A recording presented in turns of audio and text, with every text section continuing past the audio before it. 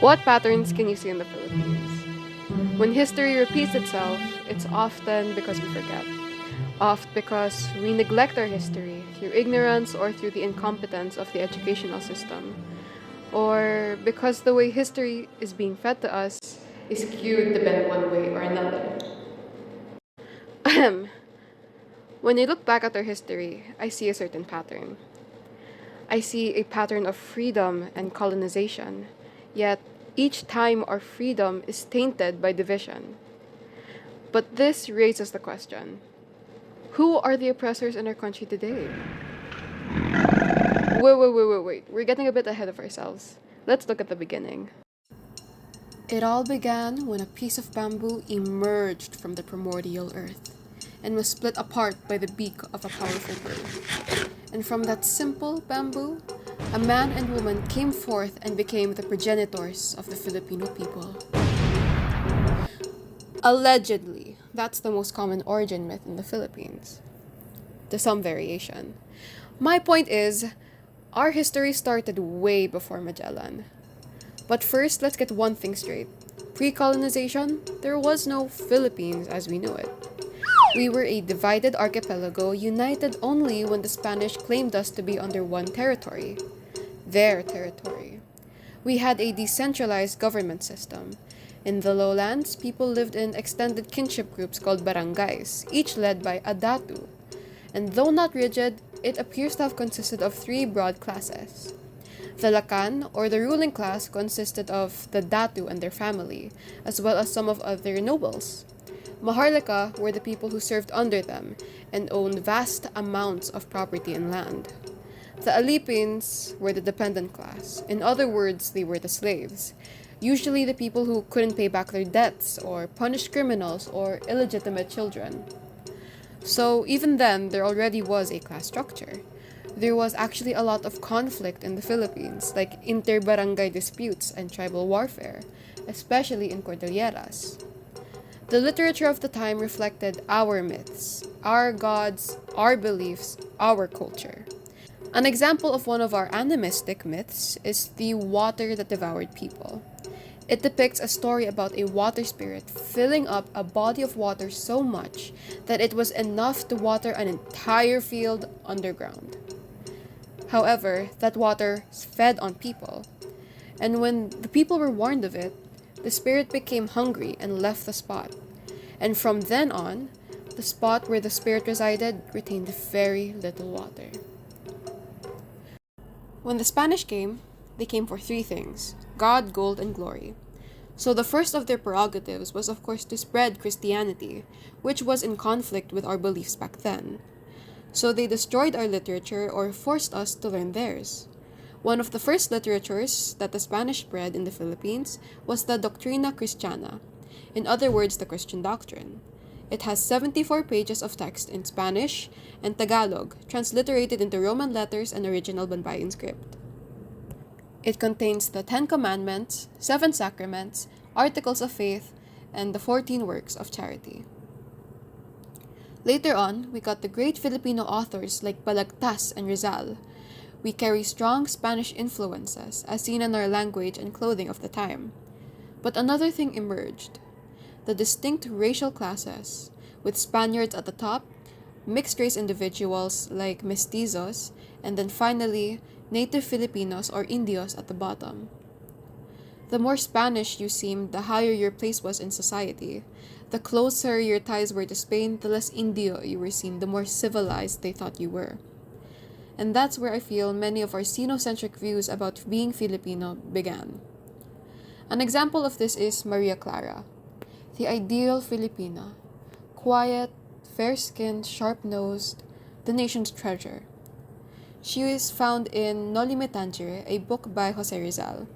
She was believed to be the daughter of Capitan Tiago, a respected Filipino leader. But in truth, she was born of Padre Damaso's assault on her mother, Padre Damaso being allegoric for Spain's colonization on the Philippines. Even her European features carry the mark of that violence, turning her into a symbol of the Philippines herself. Presented as refined and pure on the surface, purely Filipino, yet scarred by the brutality of colonization underneath. Resistance against Spanish rule found power in literature, awakening Filipinos to injustice and giving them a voice to fight back. La Solidaridad, founded in Spain in 1889 by Lopez Jaena, Del Pilar, and Rizal, became the propaganda movement's platform, using words and debate as weapons for reform and freedom.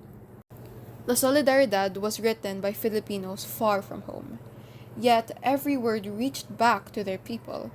It was meant to spark hope here, while showing Spain that we had dignity, reason, and a voice that could not be ignored. More than a newspaper, it became a lifeline, a place where a silenced nation found its words again. Then commenced the Revolutionary War, where we got our freedom!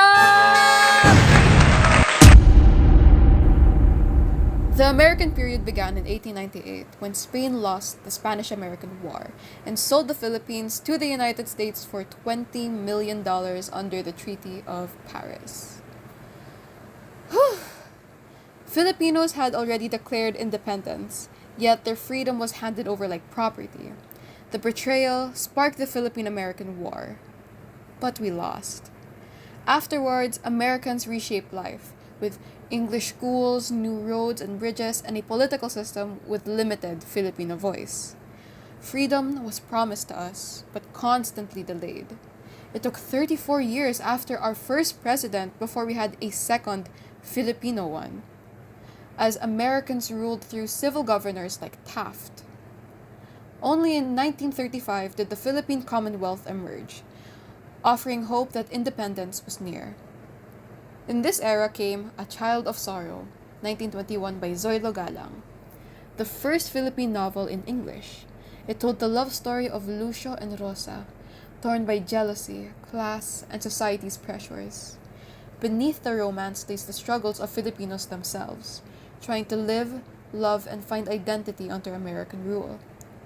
But for 3.5 years of the American occupation, we were occupied by the Japanese. Positioned at the heart of Southeast Asia, the Philippines was key to their expansion. But the islands were already under American control, so Japan struck fast, seizing Manila and catching our forces unprepared. And the next 3.5 years became one of the most darkest points of our history, marked by atrocities and heavy censorship. English was banned, pushing Filipino literature forward, however, under strict Japanese control. Writers turned to hidden messages in poetry, like in Gonzalo Flores' Tudubi, a haiku on a dragonfly that secretly criticized the use of comfort women. Literature became a shield for culture and a weapon of resistance. The Philippines finally declared its independence on July 4th, 1946, yet true freedom proved as more complicated. Colonizers were gone, but oppression from within still remained. As Quezon said, I would rather have a country run like hell by Filipinos than run like heaven by the Americans. So, how did that play out?